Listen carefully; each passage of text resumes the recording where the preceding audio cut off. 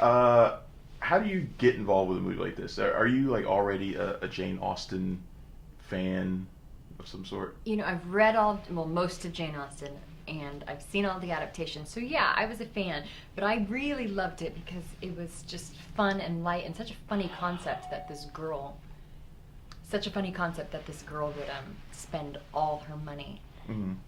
to go to this, this role-playing Mm-hmm. adventure. You read the book by Shannon Hale, of course. Mm-hmm. Did she work with you? Yes, she wrote the script with me. Yes. Which was really great. We co-wrote. Did she introduce you to the novel herself, or did you read it first? She introduced me to the novel as well. I approached her about another one of her books, and she just slid me this book, and she was like, "It'd be really fun to make it." I was like, "Woo!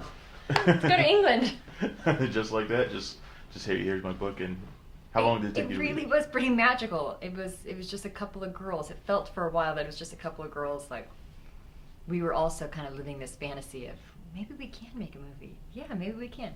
It took 6 months to write and then another 6 months to edit, more or less. JJ, you get to play Mr. Nobley, Yes. who is, he's the Mr. Darcy of Austenland. How was it like preparing to play a guy that a lot of women look at as like the perfect guy?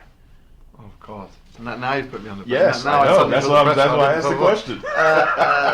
Look, this is a comedy. This is a comic look at that world and the archetypes that they've created. So I basically do as much homework as I can and then set myself up royally. Mm-hmm. Okay.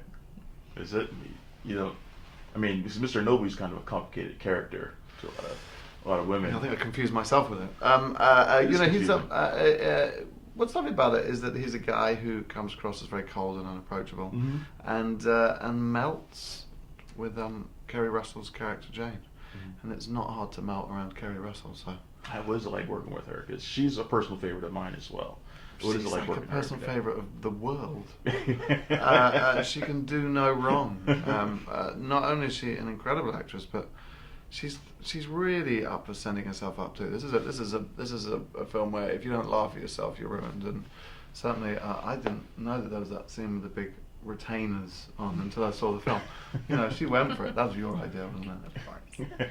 Now, the film it begins with a shot of Keri Russell and kind of like her home and how she lives, and she's obviously an Austen enthusiast of really up there as an Austen enthusiast. We could say freak. A freak, yes. I'm trying not to do that, but actually, you saying that is kind of it goes towards my question, because there are people that are huge Jane Austen fans like that out there. Mm. How do you kind of walk that line between like offending them, kind of, and also showing respect for them as well? Absolutely. We knew that line was there, and the movie is for those fans. I mean, we're making this movie for you, Janeites, because it's the story of, it's a great homage to what they believe in and what they love so dearly. But then again, it's also a story for people who think those guys are funny. Mm-hmm. And so you do have to balance both of them. And I think in the end we do it sweetly, and Keri is a wonderful human. I mean, Jane was a wonderful human.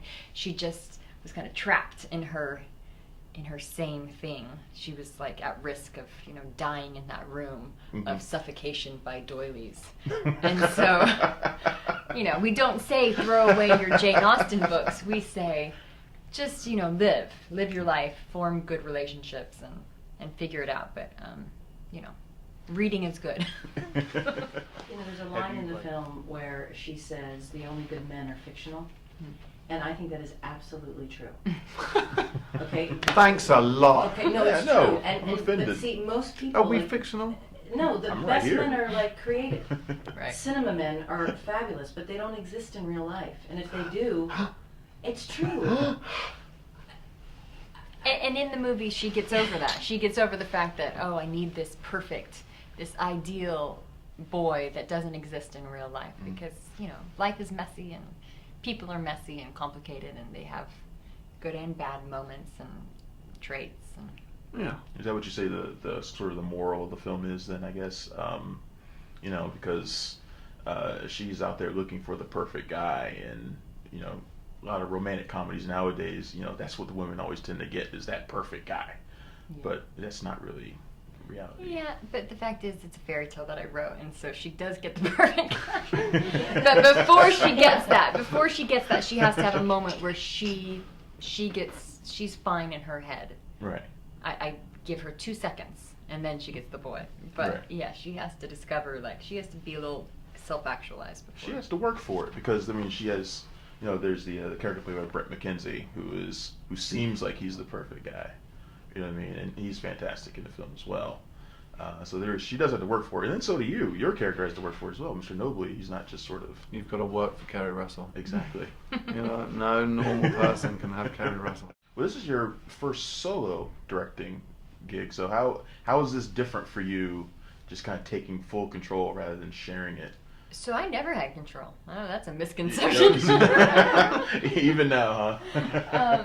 My husband has directed all our other movies, and I've been a producer and a writer, and a costume designer at times, and so I've been on set many times, but I've never held the reins, and I loved it. I will never give them back.